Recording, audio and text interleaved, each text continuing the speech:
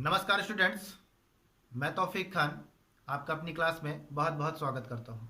बच्चों, जैसा आप लोग जानते हैं कि हम लोग केमिस्ट्री का सेकेंड पार्ट पढ़ रहे हैं क्लास 12th का, और उसका पहला लेसन यानी कि लेसन 10 जो कि है हेलो एल्केन तथा हेलो एरीन, उसी के बारे में हम लोग पढ़ रहे थे। आपने देखा है कि हेलो एल्केन हेलो एरीन कैसे बना, उनमें कैसी कैसी डिग्रियां बनती हैं, ठीक है, कितने डिग्री का एल्किल हैलाइड होता है, उसका आईयूपीएसी नाम ये पीछे वाली वीडियो में हम लोगों ने देखा है। इसके साथ ही साथ हम लोगों ने ये भी देखा है कि सी एक्स यानी जो कार्बन है वो जब हेलोजन के साथ बॉन्ड बनाता है तो उसकी प्रकृति क्या है, उसका नेचर क्या है, सब कुछ कंप्लीट डिटेल हमने सीखा है। अब आज हम लोग इसी कड़ी पर आगे बढ़ते हैं। हम लोग देखेंगे कि जो एल्किल हैलाइड है यानी कि किसी अल्केनो में जब हैलोजन जुड़ता है तो एल्किल हैलाइड बनता है, तो वही एल्किल हैलाइड कैसे बना, कैसे बनाते हैं, तो उसी को बनाने के लिए कुछ हम लोग रासायनिक अभिक्रियाएं सीखेंगे। वो बहुत ही इंपॉर्टेंट, बहुत ही महत्वपूर्ण होगी, जिसके बारे में हम लोग सीखने जा रहे हैं। तो जैसा कि आप देख रहे हैं, हेडिंग है हमारी एल्किल हैलाइड बनाने की सामान्य विधियां, सिंपल मेथड है ये, ठीक है। सबसे पहला पॉइंट मैंने कुछ पॉइंट लिख दिए हैं, पहला ही पॉइंट लिख दिया है ताकि कुछ समय भी हमारा बचे। मैंने लिख दिया एल्केन के हैलोजनीकरण द्वारा। ध्यान दें बच्चों, एल्केन के हैलोजनीकरण द्वारा, ठीक है। तो ध्यान से देखें, एल्केन के हैलोजनीकरण का मतलब क्या है। हम कोई एल्केन ले लेते हैं, एल्केन में हम सबसे छोटा ले लेते हैं CH4, ठीक है। आप CH4 से देखें, तो मैंने लिया CH4। बच्चों ध्यान से देखेंगे, ये है हमारा CH4, और इसी H को यदि मैं ऐसे हटाकर, चूंकि आप जानते हैं कार्बन कितने बार, 4 बार बॉन्ड बनाता है, ये देखिए मैं 4 बार इसके साथ बॉन्ड बना दिया, तो एल्केन हमारा हो गया। अब कह रहा है हैलोजनीकरण करना है, यानी हैलोजन से क्रिया करानी है। तो मैं हैलोजन लेता हूं बच्चों। हैलोजन की जगह पर आप जानते हैं क्लोरीन ले सकते हैं, फ्लोरीन ले सकते हैं, ब्रोमीन ले सकते हैं, आयोडीन ले सकते हैं, ठीक है। तो मैं क्लोरीन ले लेता हूं। अब ध्यान से देखें बच्चों, क्या ये सही है? तो अभी ये गलत है, क्योंकि ये जो क्लोरीन है, ये जो हैलोजेंस होती हैं, ये अत्यधिक क्रियाशील होती हैं। ये प्रकृति में मुक्त अवस्था में नहीं बल्कि संयुक्त अवस्था में स्वयं से ही जुड़ी होती है। तो देखिए Cl नहीं बल्कि Cl2 होता है। ये देखिए मैं इस तरह दिखा दिया। इसका जो ये बॉन्ड है, ये बॉन्ड बहुत ही दुर्बल होता है, ठीक है। जब इसकी रासायनिक अभिक्रियाएं हम करेंगे, ये आपका हैलोजनीकरण, हैलोजन से क्रिया कराना, ठीक है, किसी एल्केनो में हैलोजन से क्रिया कराना, हैलोजनीकरण। ये जो बच्चों रिएक्शन होगी, बड़ी मजेदार रिएक्शन होगी। क्यों मजेदार होगी वो देखते हैं। चलिए एक बात ध्यान से समझिए, ये क्लोरीन, ये क्लोरीन, इन दोनों ने इलेक्ट्रॉनों का साझा किया। ये देखिए, चूंकि एक इलेक्ट्रॉन इसका है, एक इलेक्ट्रॉन इसका है, ये क्लोरीन जितनी शक्ति लगाएगा इसको अपनी ओर थोड़ा सा खींचने के लिए, उतना ही ये क्लोरीन शक्ति लगाएगा अपनी ओर खींचने के लिए। दोनों की शक्तियां बराबर है, रिजल्ट आएगा बेटा कोई इलेक्ट्रॉन नहीं खींच पाएगा। इसका मतलब अगर कोई इलेक्ट्रॉन नहीं खींच पा रहा है तो किसी के ऊपर प्लस और माइनस का आवेश नहीं आने वाला है। तो इसका मतलब इस जब बंध को तोड़ेंगे तो इस बंध के तोड़ने को हम कहेंगे समांश बंध विदलन हो रहा है। समांश बंध विदलन के लिए हम इस तरह की एरो बना देते हैं। इसका मतलब ही है इस बॉन्ड पर ये 2 एरो आ गई हैं, इससे पता चल गया है कि बॉन्ड टूट गया है। तो ये होता क्या है, जब बॉन्ड टूटता है तो इस बॉन्ड के जो 2 इलेक्ट्रॉन है वो एक इसका अयुग्मित इलेक्ट्रॉन के रूप में और एक इसका अयुग्मित इलेक्ट्रॉन के रूप में हो जाता है। जैसे कि मैं बच्चों एक क्लोरीन की बात करूं, तो क्लोरीन का परमाणु क्रमांक 17 होता है, 2 8 7 ये इसका कॉन्फ़िगरेशन होता है। बाहरी कक्ष में 7 इलेक्ट्रॉन है। तो देखें कैसे बनता है, 1 2 3 4 5 6 7, यही अयुग्मित इलेक्ट्रॉन बॉन्ड बनाता है। तो देखें इसी का अयुग्मित आपस में मिलकर ये बॉन्ड बनाया था। अब ये बंध टूट गया है तो इसका अयुग्मित इसके पास, इसका अयुग्मित इसके पास, ये ऐसे हो गया। तो अब देखें ये कार्बन और ये हाइड्रोजन की बात करते हैं, ये बंध आसानी से नहीं टूटता, ठीक है। वो रीजन क्या है बच्चों, होता क्या है, ये कार्बन और ये हाइड्रोजन दोनों की जो ऋण विद्युता है वो लगभग समान है। इसकी 2.2 है और 2.5 जो लगभग समान मानी जाती है। और अगर समान मानी जाती है तो दोनों की शक्ति बराबर है। इसका मतलब ये जो साझेदारी से ये बॉन्ड बना होगा तो ना ये अपने ओर खींच पा रहा होगा ना ये अपने ओर खींच पा रहा होगा। तो रिजल्ट क्या बन रहा है बच्चों, दोनों ही इलेक्ट्रॉनों को नहीं खींच पा रहे। इसका मतलब ये आसानी से आयनों में नहीं टूट पा रहा है, इस पे किसी भी प्रकार का कोई आवेश नहीं आ रहा है। और अगर जब कोई आवेश नहीं आएगा तो हम यही तो बोलेंगे कि इस पर कोई आवेश नहीं है, इसका मतलब ये बंधन आसानी से भी टूट नहीं पा रहा है। ठीक है, तो इस बंधन को, यानी ये अध्रुवी बंध है बच्चों, क्योंकि ये भी अधातु है, ये भी अधातु है, इन अधातु के बीच जो ये बंध बना है वो अध्रुवी बंध सहसंयोजी होगा, क्योंकि दो अधातुओं के बीच बनने वाले बंध को सहसंयोजी बंध। परंतु अगर दोनों एटम की ऋण विद्युता समान है तो होता क्या है, जो बनने वाला बंध होता है उसको अध्रुवी सहसंयोजी बंध बोलते हैं। अध्रुवी क्यों बोलते हैं? क्योंकि इसमें किसी प्रकार का कोई पोल नहीं बनता, कोई ध्रुव नहीं बनता। ठीक है ना, तो बॉन्ड टूटेगा, इस पर भी एक ऐसा समान विदलन टाइप में दे देंगे, तो इसका एक यहाँ पर, इसका अयुग्मित एक यहाँ पर, ऐसा हो जाएगा। तो इसका एक अयुग्मित जो यहाँ पर आया है वो इसके साथ जुड़ जाएगा। ध्यान से देखें, CH H, और यहाँ पे मैंने इसका एक क्लोरीन जोड़ दिया, और इसका ये क्लोरीन इसके अयुग्मित के साथ, क्योंकि ये प्रतिस्थापित हो गया है हैलोजन के द्वारा, माइनस HCl। ये माइनस HCl को अगर मैं एरो की इस साइड लिखता तो प्लस में लिखता, और अगर उधर नहीं लिखना चाह रहा हूं तो माइनस में नीचे लिखना पड़ेगा। इससे ये पता चलता है कि ये इनसे निकल के आया है बाहर। अगर ये प्लस में हो जाता तो दर्शाता अभिक्रिया कर रहा है। ठीक है बच्चों, तो ये जो रिएक्शन होता है ना, ये कोई आसान रिएक्शन नहीं है। इस बंधन को तोड़ने के लिए, अध्रुवी बंध को तोड़ने के लिए अत्यधिक ताप की आवश्यकता होती है। वो ताप बच्चों 400 डिग्री सेंटीग्रेड तक का हो सकता है, और अगर ये आपके पास अवेलेबल नहीं है तो आपको सूर्य का प्रकाश, इसकी आवश्यकता पड़ेगी। ठीक है, इस पर आपका ये रिएक्शन कंप्लीट होगा। तो ध्यान से देखें बच्चों, हमारा क्या बन गया, इसको बोलते हैं CH3, इसको बोलते हैं Cl, मेथिल क्लोराइड बना। अब बच्चों ये मेथिल क्लोराइड बना, इसका मतलब एल्किल हैलाइड बन गया, नो डाउट। ये एल्किल है, ये हैलाइड है। अब सोचिए थोड़ा सा, इसी का रिएक्शन यदि मैं और बढ़ाना चाहूँ, क्योंकि एक हैलोजन बना है, एक हैलोजन के द्वारा प्रतिस्थापित हुआ है एक हाइड्रोजन, मोनो हैलोजन युक्त है ये यौगिक। ठीक है, तो और हैलोजन से क्या इसको हटाया जा सकता है, इसको हटाया जा सकता है, इसको हटाया जा सकता है। यही हम इसकी आगे देखते हैं। ठीक है बच्चों, तो ध्यान से देखें, इसको मैं नीचे लिखता हूँ, CH और ये Cl। चलिए बच्चों, हैलोजनीकरण कर रहे हैं तो हमेशा फिर क्लोरीन ही लेंगे, क्योंकि हैलोजन से होना है तो वही चाहिए। ध्यान दें, ये क्लोरीन जिस कार्बन से जुड़ा है, डायरेक्ट जिस कार्बन से जुड़ा है उसको अल्फा कार्बन कहते हैं, और अल्फा कार्बन से जो हाइड्रोजन जुड़े होते हैं उनको अल्फा हाइड्रोजन कहते हैं। और बच्चों अल्फा हाइड्रोजन प्रबल अम्लीय होते हैं, तुरंत H+ आयनों के रूप में मुक्त हो जाते हैं। ठीक है, तो मुक्त हो जाते हैं, आप बिल्कुल समझ गए होंगे। यहाँ पे भी मैं समान बंध विदलन दे दूंगा, क्योंकि दोनों की ऋण विद्युता लगभग समान मानी जाती है। यहाँ पे भी समान बंध विदलन, तो इसका एक क्लोरीन इसके एक हाइड्रोजन को प्रतिस्थापित करके ले गया HCl, और एक क्लोरीन आकर यहाँ जुड़ जाएगा। तो देखिए क्या बना, CH2, ये वाला H और ये वाला H जोड़ दिया CH2, और यहाँ पर अगर क्लोरीन जुड़ गया है और ये क्लोरीन पहले से था तो Cl2। ठीक है, ये देखिए, इतना देखें। ठीक है, इसके बाद आगे देखते हैं, इसको बोलते हैं मेथिलीन डाइक्लोराइड। ठीक है, इसको फिर से लेते हैं नीचे, इसको फिर से रिएक्शन कराते हैं। दो ही हाइड्रोजन है, ये Cl, ये Cl, alpha carbon, alpha hydrogen, प्रबल अम्लीय, हैलोजनीकरण ही कर रहे हैं। तो फिर से मैंने लिया, तो बच्चों एक H इसके साथ माइनस HCl, और एक Cl वापस यहाँ पर। तो देखें क्या बचा, खाली CH बचा, और दो क्लोरीन तो पहले से था, एक और आकर जुड़ गया Cl3। इसी को बोलते हैं क्लोरोफार्म, निश्चेतक पदार्थ है ये। ठीक है, ट्राइक्लोरोमेथेन। अब सोचें क्या एक और हाइड्रोजन है, देखिए बिल्कुल एक और खेल खेल सकते हैं हम, Cl, और फिर से इसका एक बार और हैलोजनीकरण कराया जा सकता है। तो इसका फिर से ये हाइड्रोजन इस क्लोरीन के द्वारा प्रतिस्थापित होकर माइनस HCl, और ये क्लोरीन यहाँ पर आकर जुड़ गया CCl4।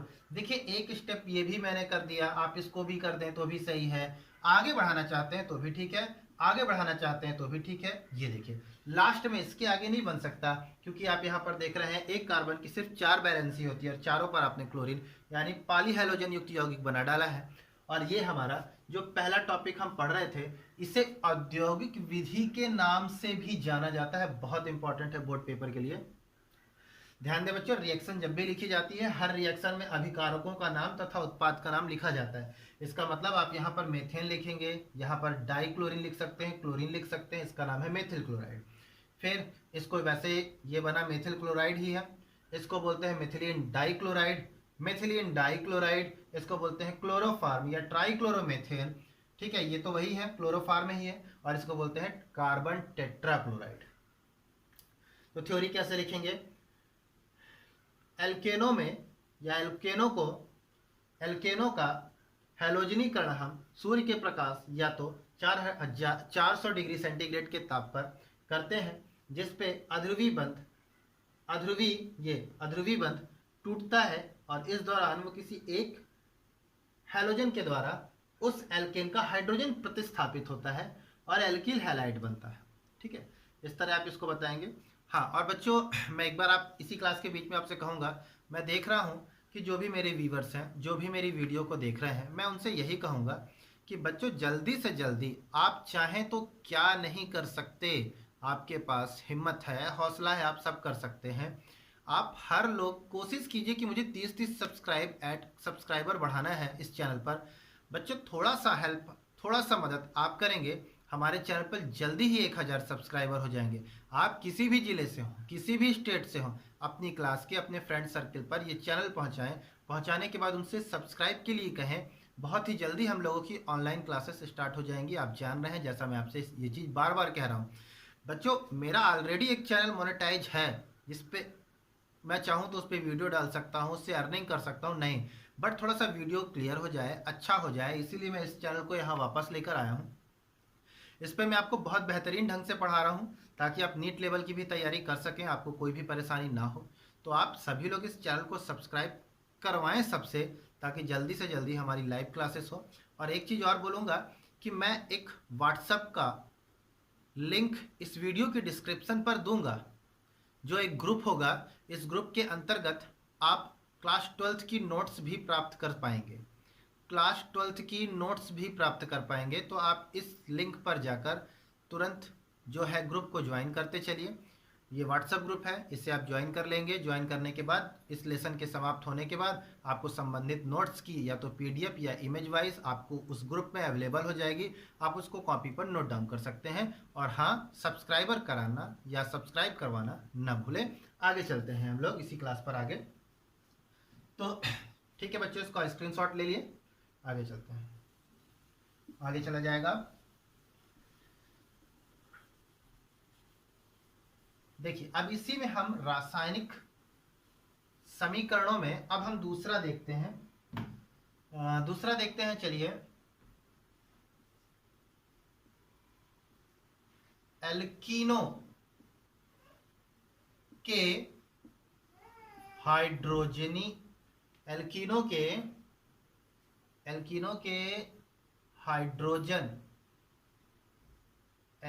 के साथ कर देते हैं।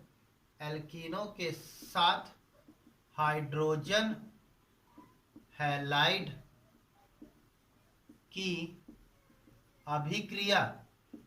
ठीक है, इसे आप ध्यान से सुने। ये रिएक्शन कैसे बनेगी?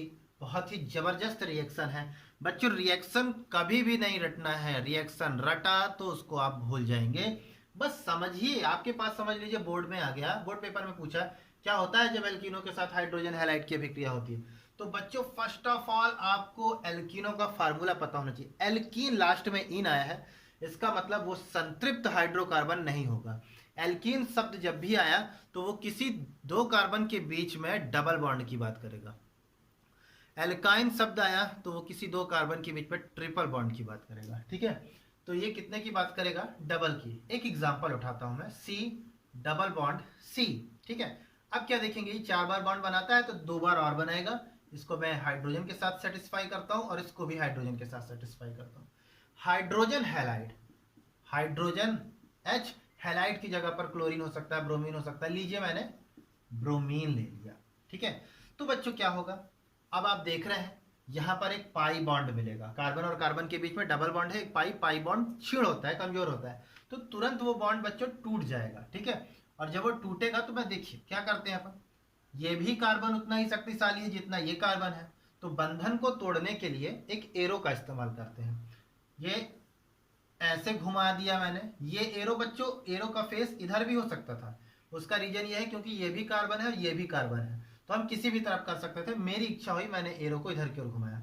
एरो का चेहरा जिधर की ओर होता है उसके पर माइनस का और पीछे वाले कार्बन पर प्लस का चिन्ह आता है। ये बात क्लियर हुई, बंध टूट गया।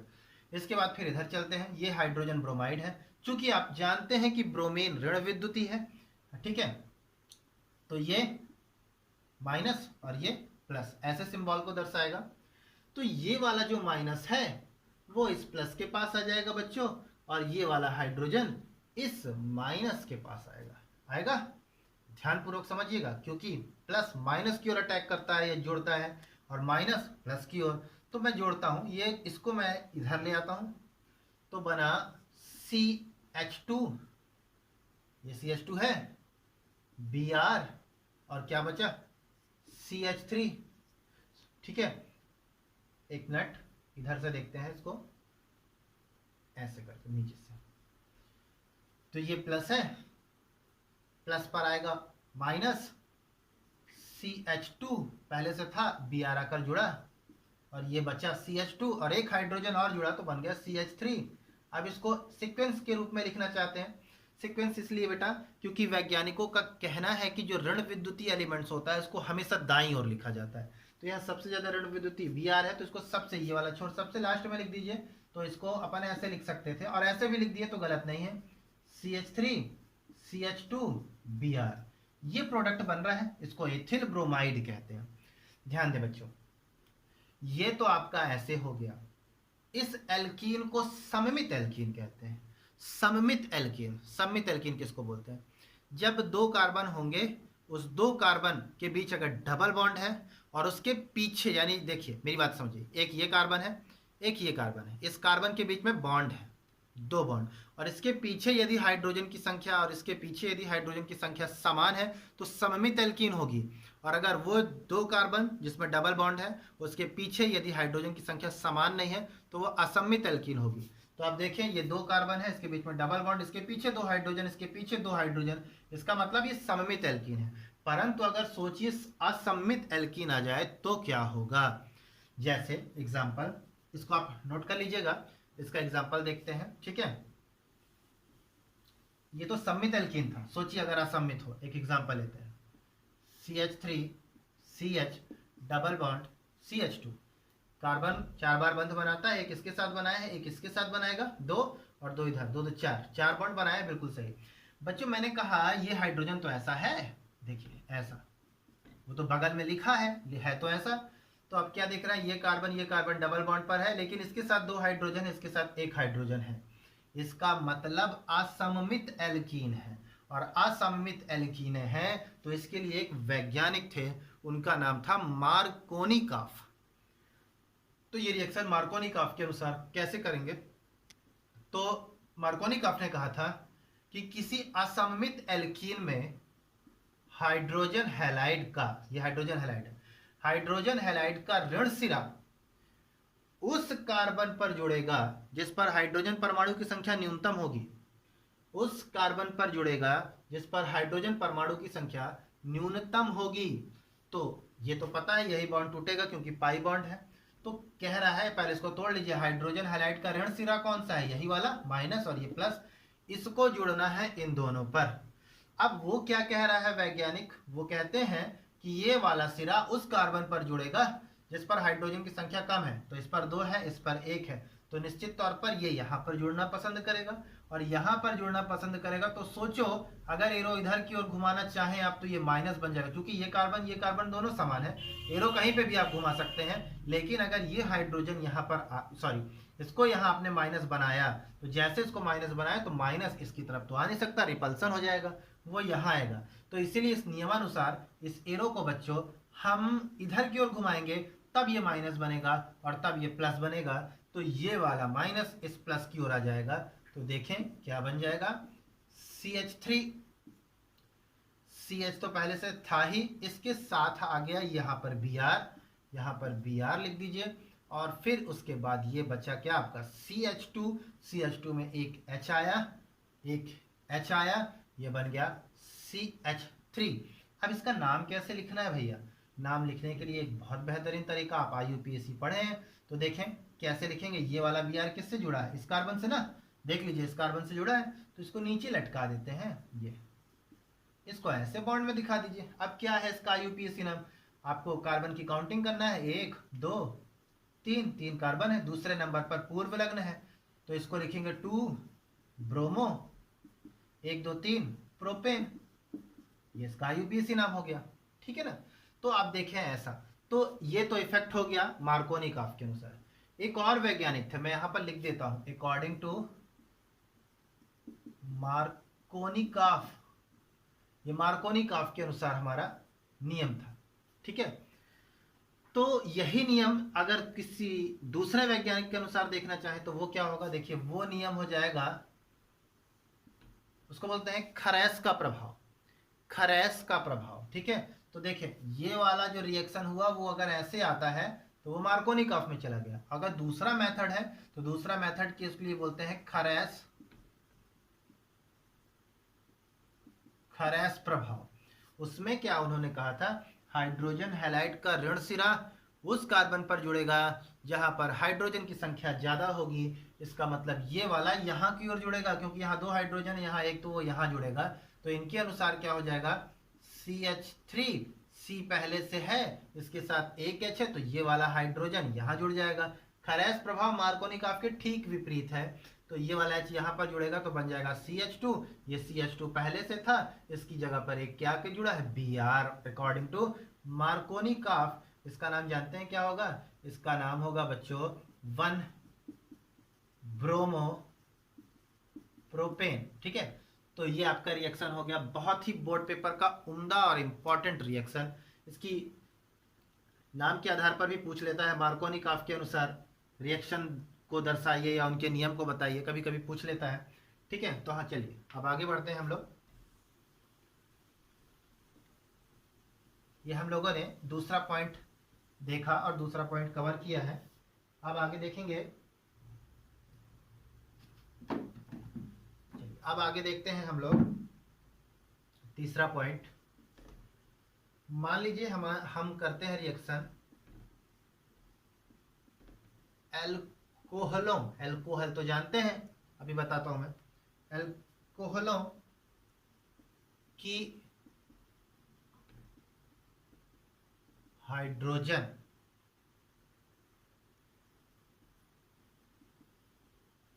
हैलाइडों के साथ क्रिया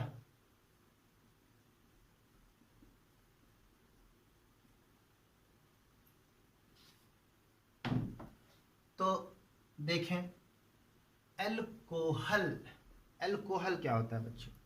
जब किसी एल्किल समूह पर OH जुड़ जाता है वही एल्कोहल है। एल्किल के लिए R OH जोड़ दिए तो एल्कोहल। इसका रिएक्शन करना है hydrogen halide HCl for example ले लिया मैंने।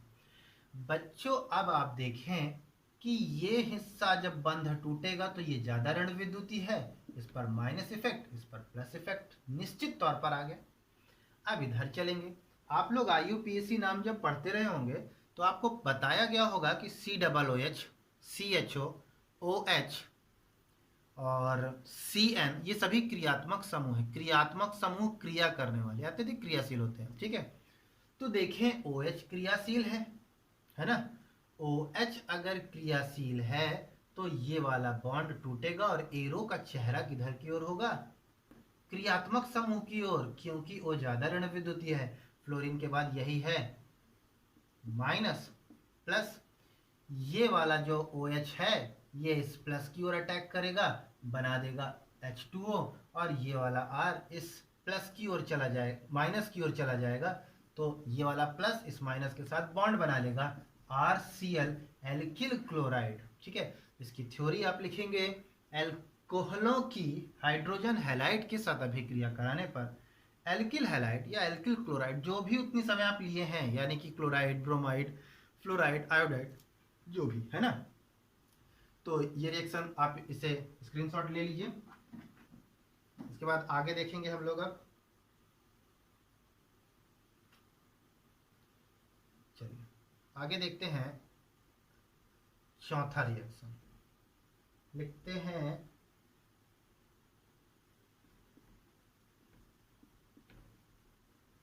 अल्कोहलों की फास्फोरस हैलाइड के साथ क्रिया।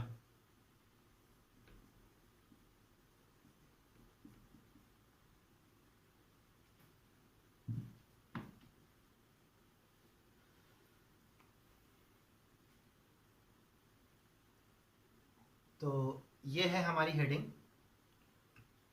इस पर देखिए, एल्कोहल, एल्कोहल के लिए हम लोग एल्कोहल ही लेंगे। मान लीजिए एक एग्जांपल मैं ले लेता हूँ CH3CH2OH, एथिल अल्कोहल। इसको आप जानते होंगे, शराबी है, एथिल अल्कोहल। इसकी हम लोग फास्फोरस हैलाइड के साथ क्रिया कराते हैं। फास्फोरस हैलाइड, इसको ऊपर वाला मिटा देता हूँ, कुछ रफ कार्य करना होगा समझाने के लिए आपको। Phosphorus, phosphorus P, halide, halide पे एक एग्जांपल लेता हूँ मैं, क्लोरीन। क्या बनेगा इसका अणु सूत्र? PCl में कितने अणु परमाणु होंगे, क्या होंगे, इसको देखने के लिए हम फास्फोरस का परमाणु क्रमांक लेते हैं। 15, 2, 8, 5। बाहरी कक्ष में 5 इलेक्ट्रॉन। लुईस डॉट स्ट्रक्चर पर 1, 2, 3, 4, 5। ये अनपेयर्ड, ये अनपेयर्ड, ये अनपेयर्ड। इसका मतलब यहाँ पर 3 क्लोरीनें दी जा सकती हैं। 3 दे दी गई और ये लोन पेयर बच गया। तो क्या बन गया? PCl3। एक ये भी बनता है और एक और बनता है फास्फोरस हैलाइड। ठीक है, फास्फोरस हैलाइड तब बनता है जब फास्फोरस उत्तेजित हो जाता है तो अपने दोनों इलेक्ट्रॉन उत्सर्जित कर देता है और क्लोरीन के साथ जुड़ जाता है। ठीक है, तो PCl3 भी बनता है और PCl5 भी बनता है। तो पहले PCl3 का रिएक्शन देखते हैं। Cl है,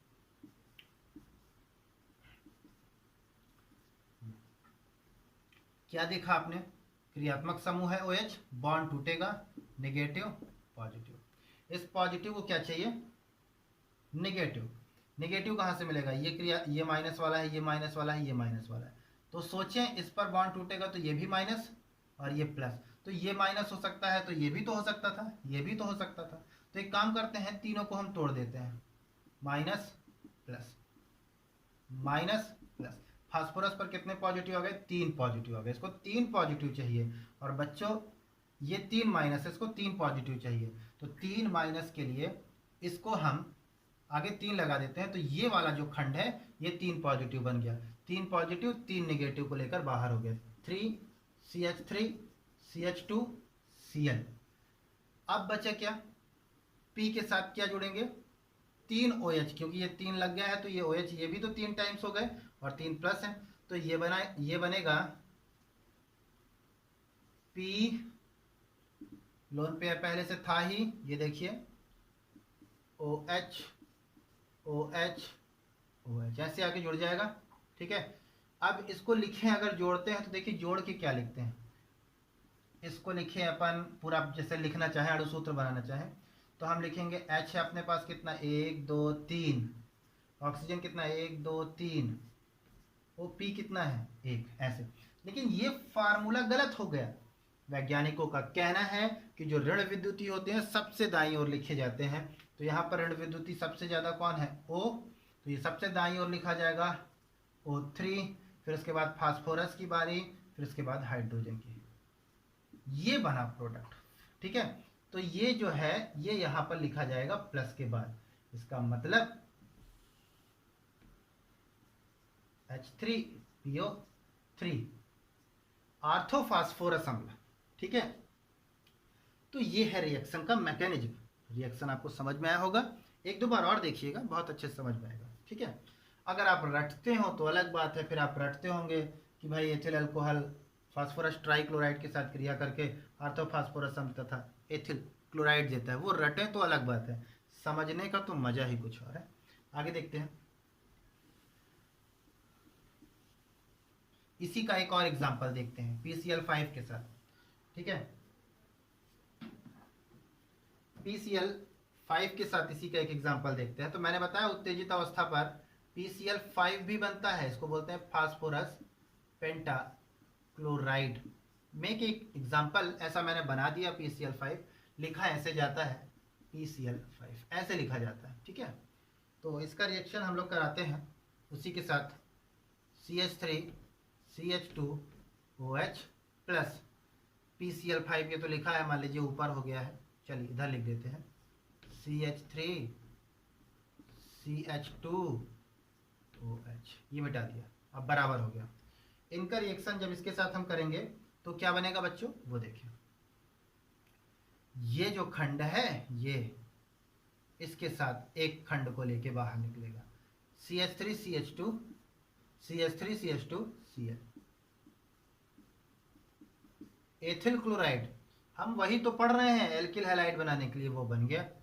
इसके बाद फिर देखें क्या बना, ठीक है। अब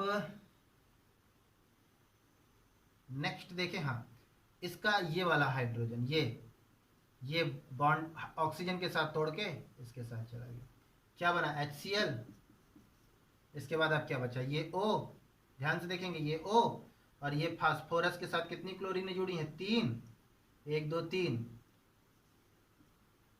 1 2 3। आपको पता है ना बाहरी कक्ष में इसके 5 इलेक्ट्रॉन होते हैं, 3 शेयरिंग में लगे, अभी 2 बार ये बंध और बना सकता है।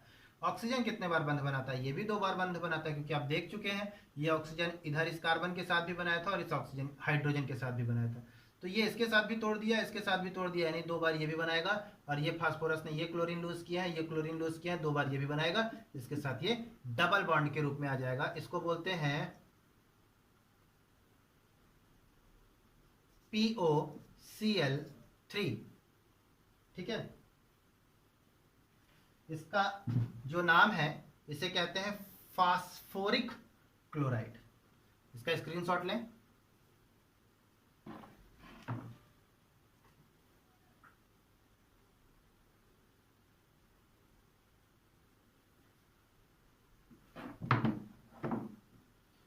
तो बच्चों आज की क्लास हमारी यहीं तक है और उम्मीद है आपको समझ में आया होगा। इसी टॉपिक में हम कल नई वीडियो लेके आएंगे, जिसको एल्किल हैलाइड बनाने के लिए कुछ वैज्ञानिकों ने अपने नाम के आधार पर दिया था, जैसे बोरोडिन, हुंसडीकार, फिनकलस्टीन कोनांट अभिक्रिया और डार्जन अभिक्रिया। ये कुछ अभिक्रियाएं हैं जो बोर्ड पेपर में नेम से पूछी जाती हैं। उनका मैं कल एक अलग से सेक्शन बनाऊंगा, अलग से वीडियो बनाऊंगा। अभी ज़्यादा हो जाएगा, आप इतना रिवाइज करें, घर पर 2-3 बार इसको देखें, वीडियो अभ्यास करें, बनेगा धीरे धीरे। कब तक नहीं बनेगा, बनेगा जरूर। धन्यवाद।